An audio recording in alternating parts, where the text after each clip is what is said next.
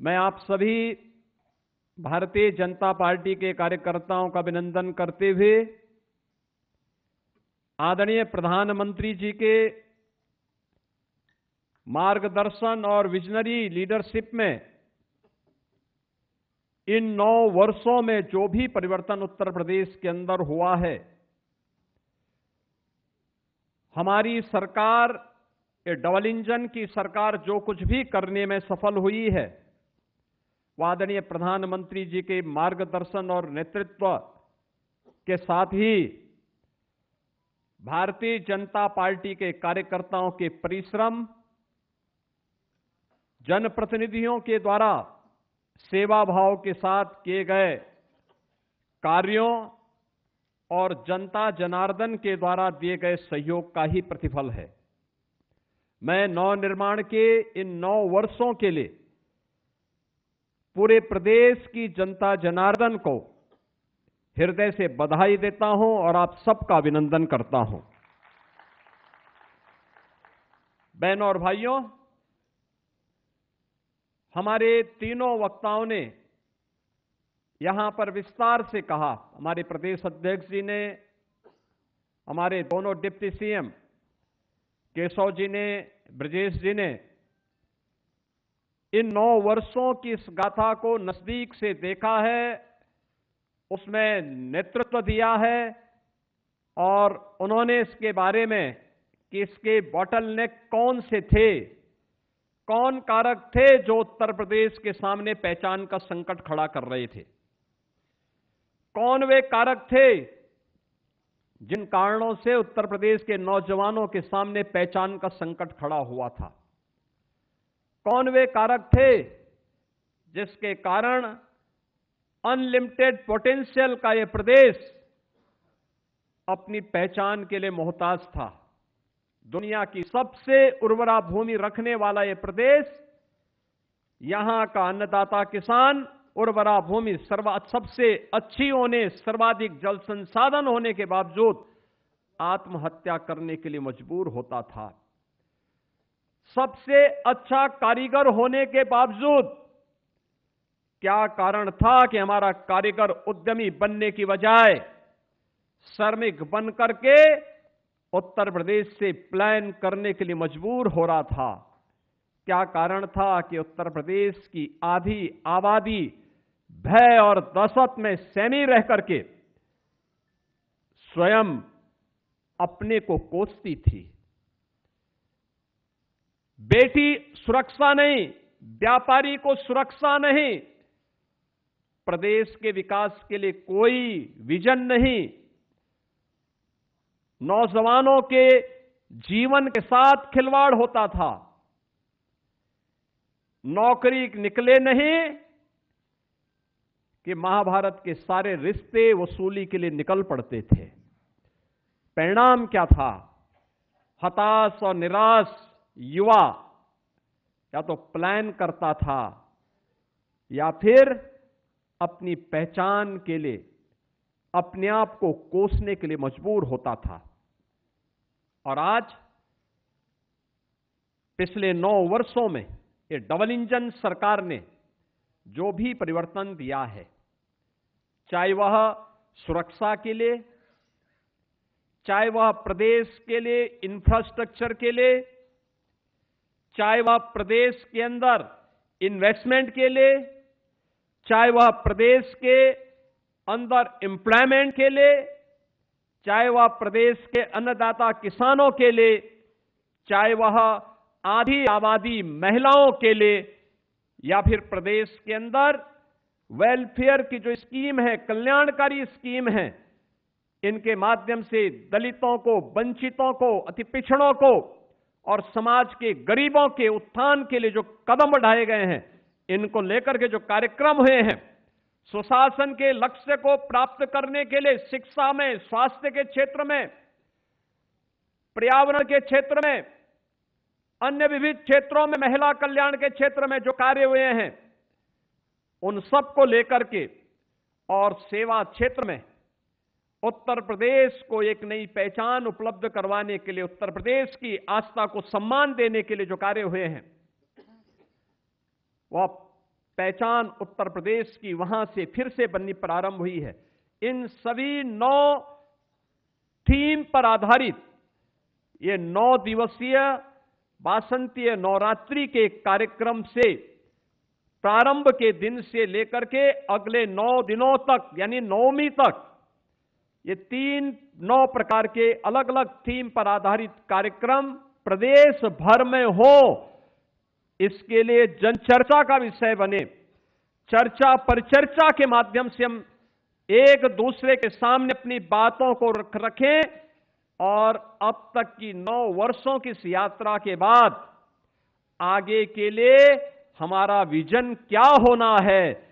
और ये संजोग है, यहां पे हमारे प्रदेश अध्यक्ष जी बोल रहे थे ना कि 9 एक शुभ अंक है, ये पूर्णता का प्रतीक होता है।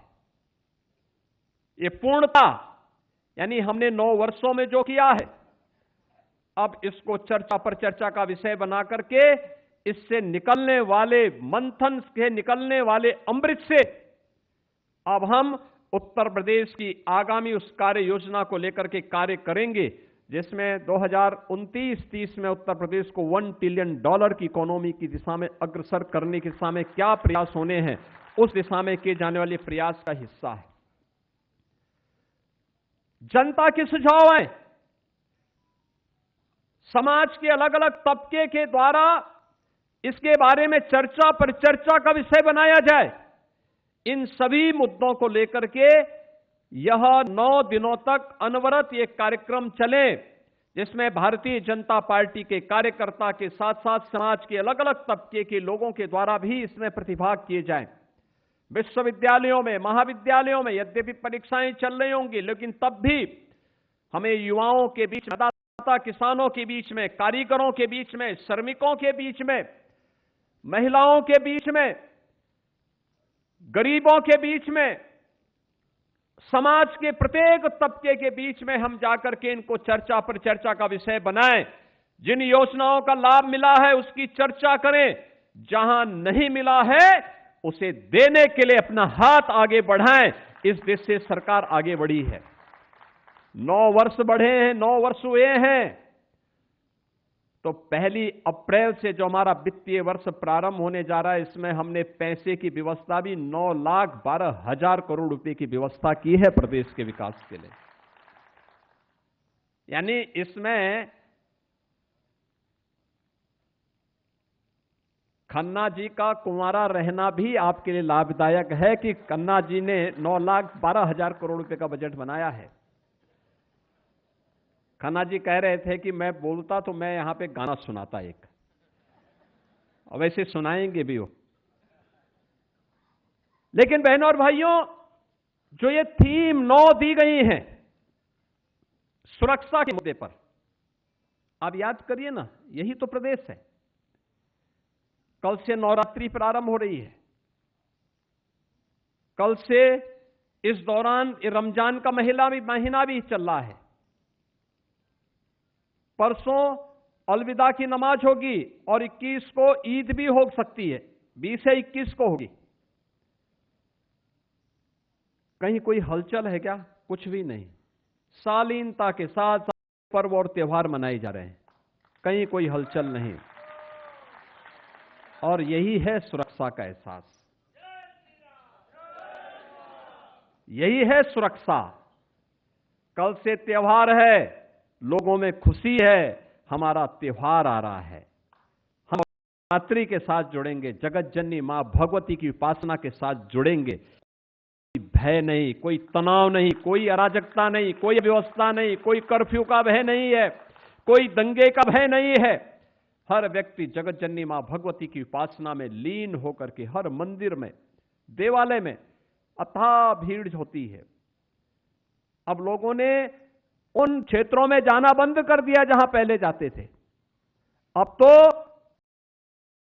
नया वर्ष हो, कोई अन्य आयोजन हो, वो अब मंदिर की तरफ जाता है, धार्मिक स्थलों की तरफ जा रहा है।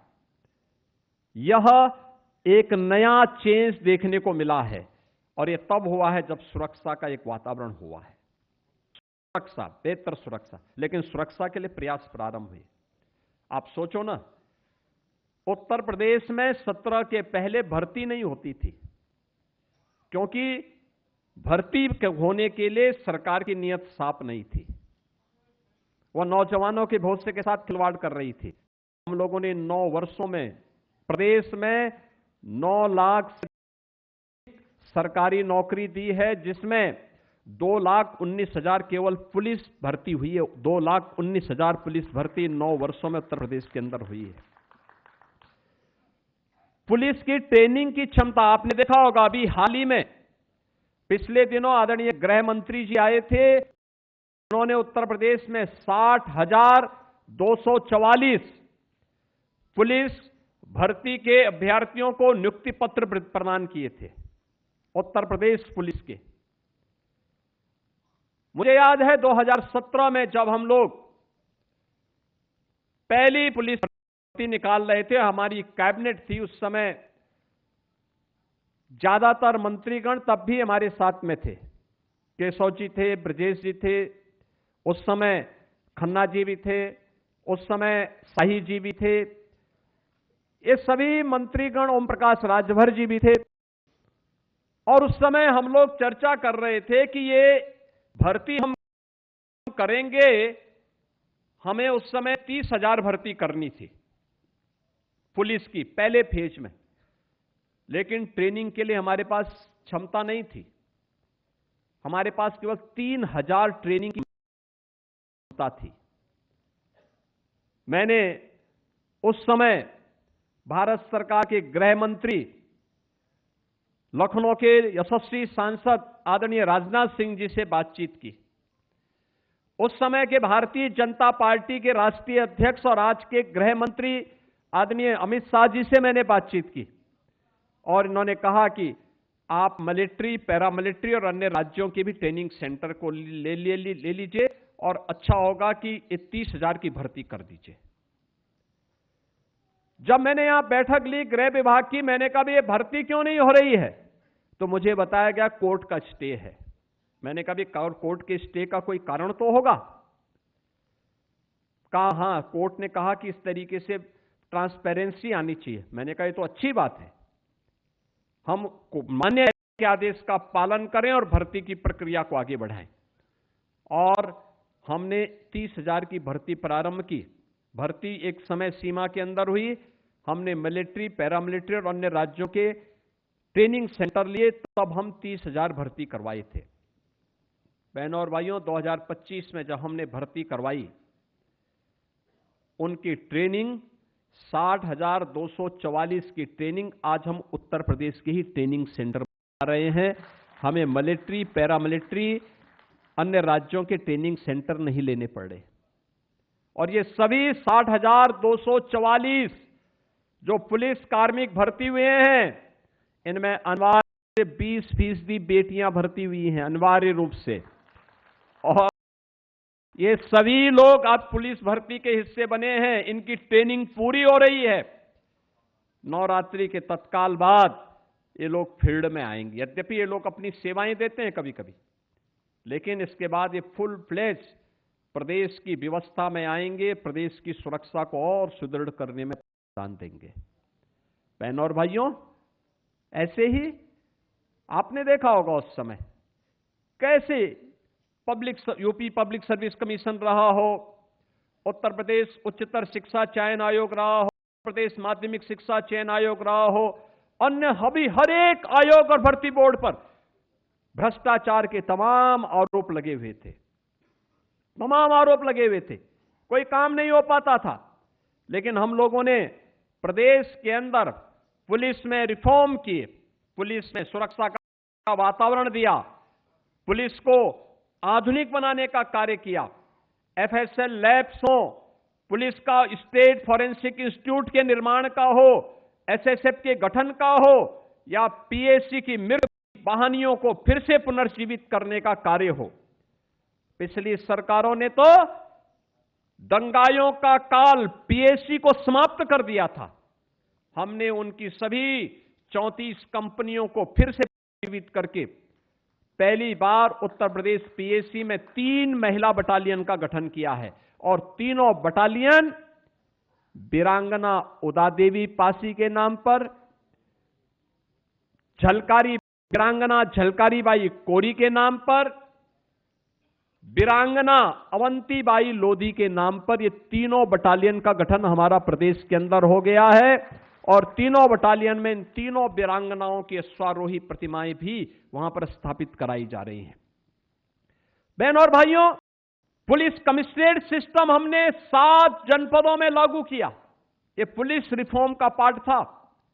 आज हमारे पास फॉरेंसिक लैब्स हैं, आज हमारे पास फॉरेंसिक इंस्टीट्यूट है, आज हमारे पास स्पेशल प्रदेश के अंदर आज स्पेशल सिक्योरिटी फोर्स है, एसडीआरएफ है और आज उत्तर प्रदेश के पास हर जिले में एक साइबर थाना भी है और हर थाने में एक साइबर हेल्प डेस्क भी आज हम लोगों ने वर्तमान की चुनौतियों को ध्यान में रख करके प्रस्तुत किया है। ये है के लिए प्रदेश के अंदर जो कार्यक्रम बनाए गए हैं। अभी हम लोग सिंगापुर और जापान की यात्रा पे मैं गया था, मेरे साथ में वित्त मंत्री और उद्योग मंत्री थे। केशव जी और आईटी मिनिस्टर जर्मनी की यात्रा में गए थे। हम लोग जब उन देशों की यात्रा में थे, वहां का बड़ा मंत्री और बड़ा सा उद्यमी मिलता था, एक ही बात कहता था और कहता था हम यूपी में इसलिए आ रहे हैं क्योंकि यूपी में जीरो टॉलरेंस और जीरो करप्शन की नीति के तहत उत्तर प्रदेश के अंदर व्यक्ति आना चाहता है। बहनों और भाइयों, ये उत्तर प्रदेश की सरकार की इंफ्रास्ट्रक्चर 17 के पहले के बारे में जो बात आई थी, सड़क में गड्ढा है या गड्ढा में सड़क है इसका पता नहीं लग पाता था, खेत है या सड़क है ये भी नहीं पता लगता था। आज आप देख रहे होंगे उत्तर प्रदेश के अंदर एक्सप्रेसवे के रूप में 55% देश इंफ्रास्ट्रक्चर एक्सप्रेसवे का यूपी के पास, और गंगा एक्सप्रेसवे इसी महीने कंप्लीट हो रही है। गंगा एक्सप्रेसवे के बनने के बाद उत्तर प्रदेश का शेयर हो जाएगा 60% एक्सप्रेसवे पर उत्तर प्रदेश का। लगातार उत्तर प्रदेश ने कनेक्टिविटी को बेहतर किया है। हर interstate connectivity, international connectivity 4 lane की है। आज वहां पे मैत्री द्वार बनाए गए हैं। आपने देखा होगा किस रूप में चेंज आया है। हर जिला मुख्यालय 4 लेन से जुड़ा है, हर ब्लॉक और तहसील मुख्यालय 2 लेन और 4 लेन की कनेक्टिविटी से जुड़ा हुआ है। हर जगह व्यवस्थित रूप से इस कार्यक्रम को आगे बढ़ाने का कार्यक्रम आज प्रदेश के अंदर हुआ है। देश का सबसे बड़ा रेल नेटवर्क यूपी के पास, देश के अंदर सबसे अधिक सिटी के अंदर मेट्रो का संचालन, 7 सिटी में हम मेट्रो का संचालन कर रहे हैं।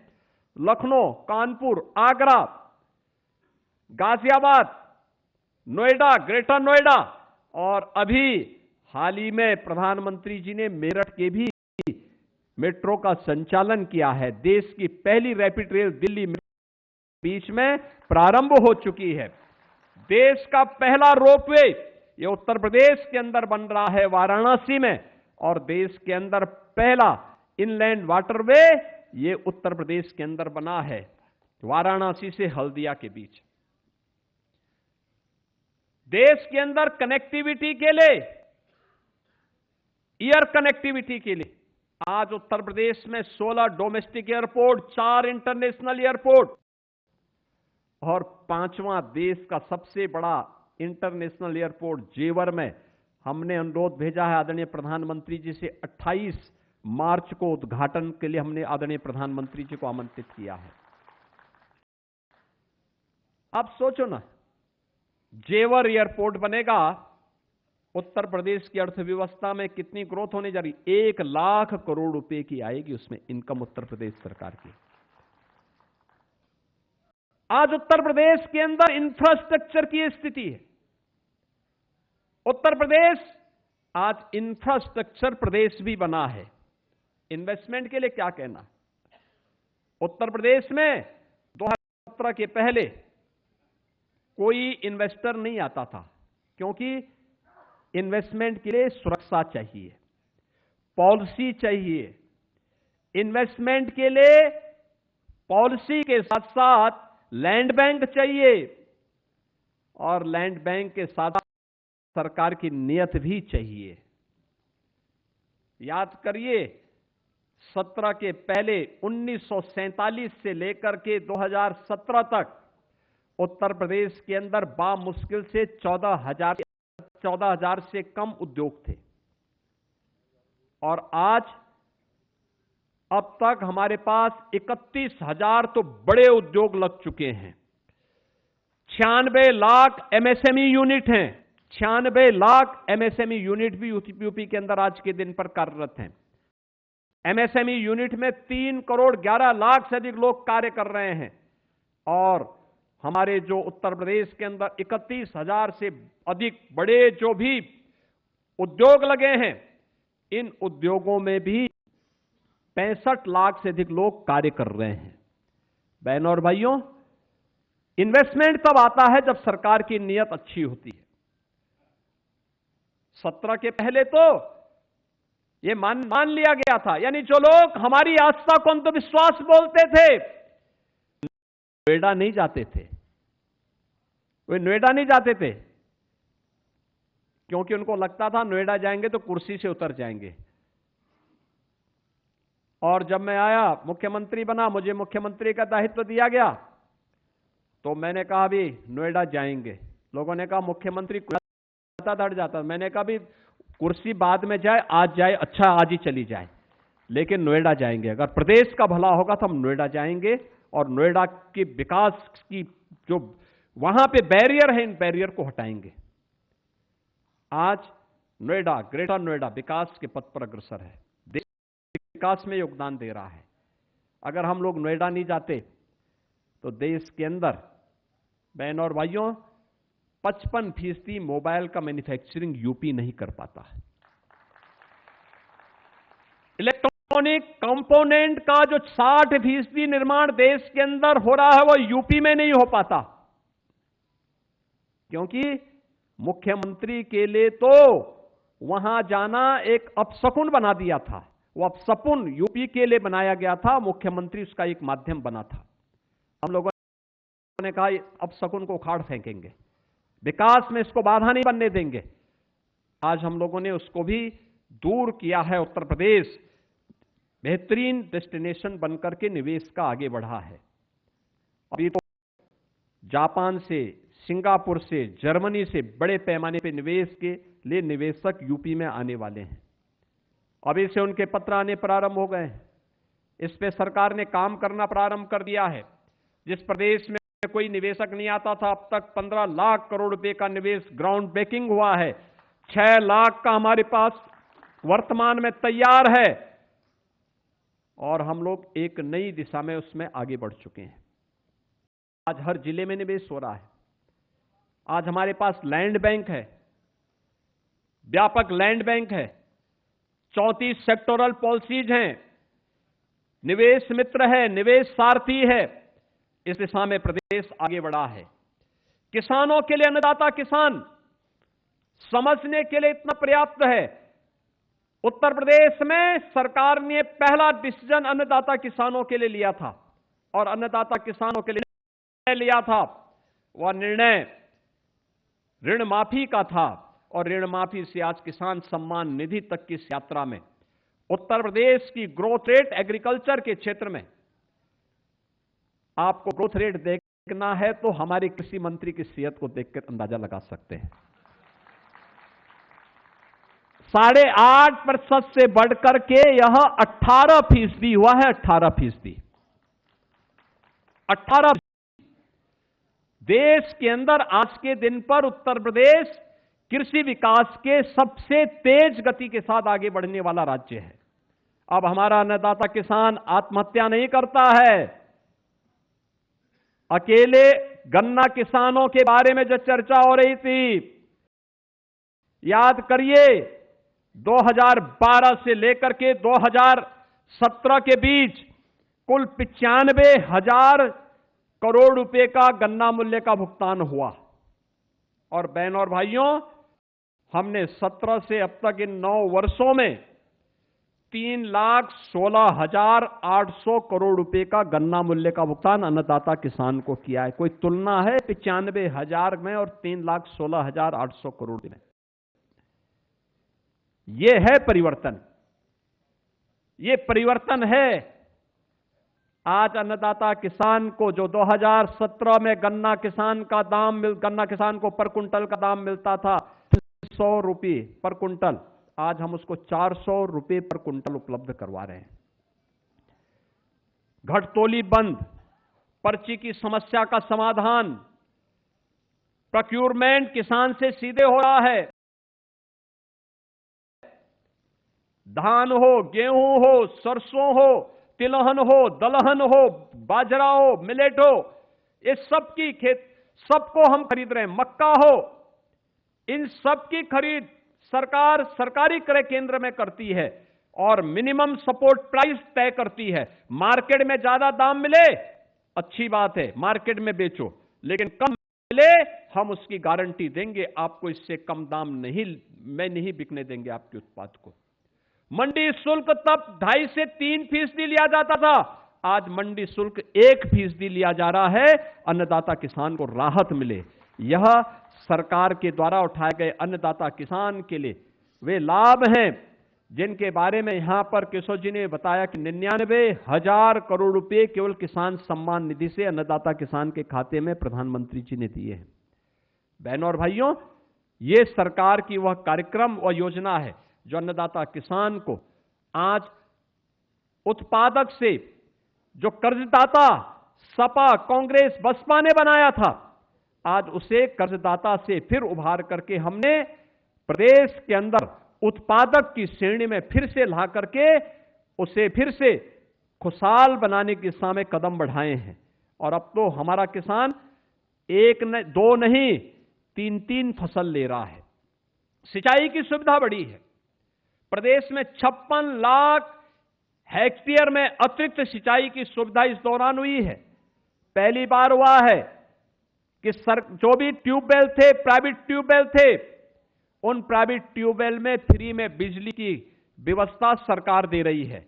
और अभी जो 23 लाख ट्यूबवेल अभी डीजल से संचालित हो रहे हैं, इस बार बजट में पैसा दिया गया कि हम सोलर पैनल दे करके उन ट्यूबवेल को भी, उन किसानों को भी उससे मुक्त करवाएंगे और प्रदेश के अंदर अन्नदाता किसान को खुशहाल करने के सामने कदम बढ़ाएंगे।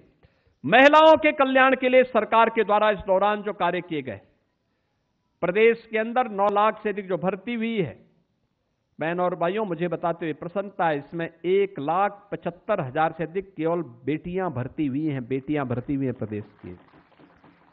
1,10,00,000 से अधिक महिला स्वयंसेवी समूह आज प्रदेश के अंदर आजीविका दीदी के रूप में प्रदेश के अंदर उद्यमी बनकर के काम कर रही हैं। और इस बार के बजट में महिला उद्यमी स्कीम के अंतर्गत हम लोगों ने अलग से पैसे की व्यवस्था उनके लिए भी की है।